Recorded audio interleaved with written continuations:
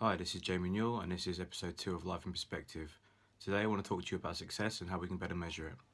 Now, for a lot of people, success is measured by the job that they do, through the money that they make, the house that they live in, the car they drive, or if they're a creative, it might be measured by number of likes, shares, retweets, view counts on YouTube, and all those different things that people are into these days.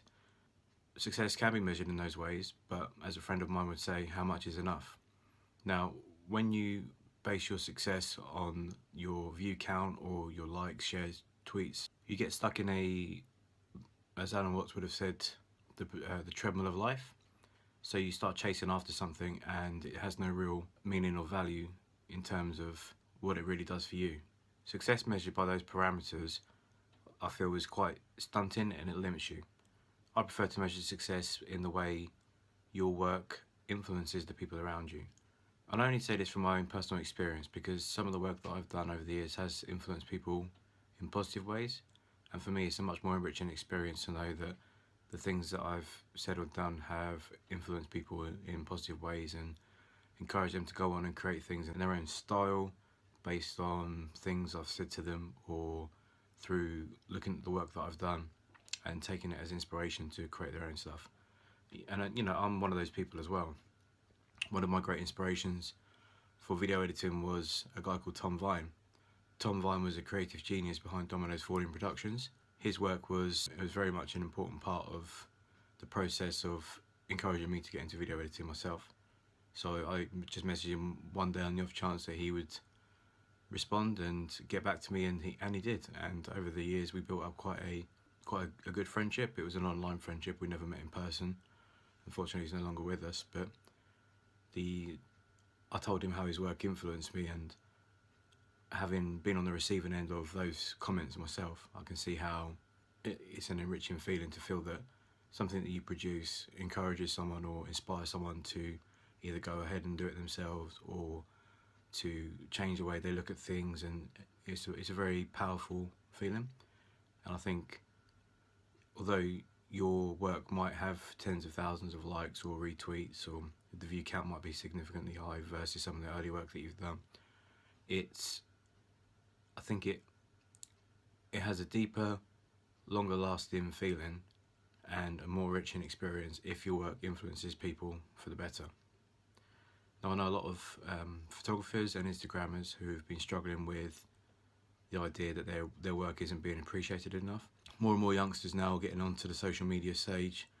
They're using Snapchat and YouTube and microvlogging, blogging applications, Instagram for their photography, and they measure their success by the view counts.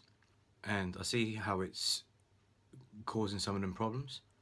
So they'll take pictures and they'll spend hours and hours and hours agonising over whether the picture is good enough to post. Now, my advice to them has always been, you took the time to come up with the idea, you went out and took the picture, you spent time editing it, and if you like it, post it, because it's your image. People will like your work or they won't. But if you do something because you love it, then people will buy into that. You just have to stick with it. Try not to judge whether your work is a success because of the number of views or likes it has. Judge your work as a success by the influence it has over the people that do engage with your content. So if that's one piece of advice I could give to aspiring photographers or videographers, video editors, make the product, produce the imagery that you want to make, put your all into it, and the love will come. But don't do it because you're seeking the approval from the love of others. Do it because you love doing what you're doing, and everything else will just come along in time. Whether that's a week, a year, 30 months from now. Just remember, as a creative, the more work you create, the less you'll like the work that you did earlier. So some of your original works will hold a special place for you because of the amount of time and effort you put into them, or what they managed to achieve for you. But what you'll find, and it's not a criticism of your creative skills, but because you constantly evolve as a person and your ideas constantly evolve, you'll find that your work that you did previously, you just don't like as much. I mean, You know, I've taken tens of thousands of photos, and I don't like half the stuff I did in the older days, or in the early days, or even on my Instagram account. I don't like some of the pictures I've taken in the last week. But it's because my ideas change, my perception changes, I seek new inspirations, and this will happen with you. So don't be head up by comparing your new work with your old work, because you're always going to get people who have been following you or engaged with your accounts for a period of time that will not necessarily buy into the new you as you start to evolve. Now, this was something that was touched on recently by the YouTuber Emily Hartridge. She cropped up on my Twitter feed the other day, and she had a video where she was explaining that she doesn't make the content now that she made when she was younger because she's a different person, and that a lot of her followers who subscribed to her channel for the content that she was making back then are now no longer really watching the stuff that she does now, but she's enjoying it more because she's being more true to who she is. Now, that is going to happen to all of you, anyone that's in the creative industry. You're constantly reinventing yourself and evolving, and you might, as a creative, evolve faster than the people that follow your work. But that's just something that you have to ride with, because as you do that, you'll pick up new people along the way. And if people are really engaged with you as a person and the work that you put out, then they'll always come along with you for the ride. So just wanted to reiterate that point today, that just don't judge whether your work is a success by the number of likes it has. Think about how the work that you do impacts the people that do engage with it.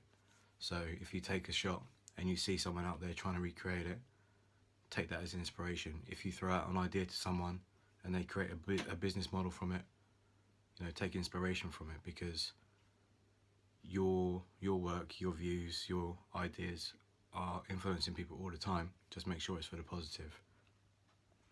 So I just want to finish off with a quote by Robin Williams from the film Patch Adams. Now, it's a lovely film. If you haven't seen it, check it out. I highly recommend it.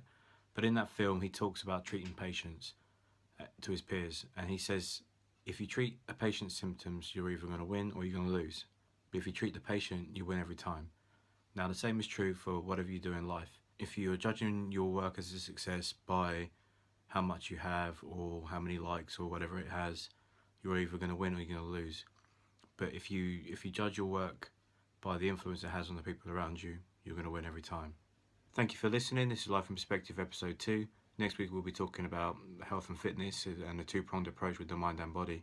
So keep posted for next week's episode, and we're going to have a special guest on too.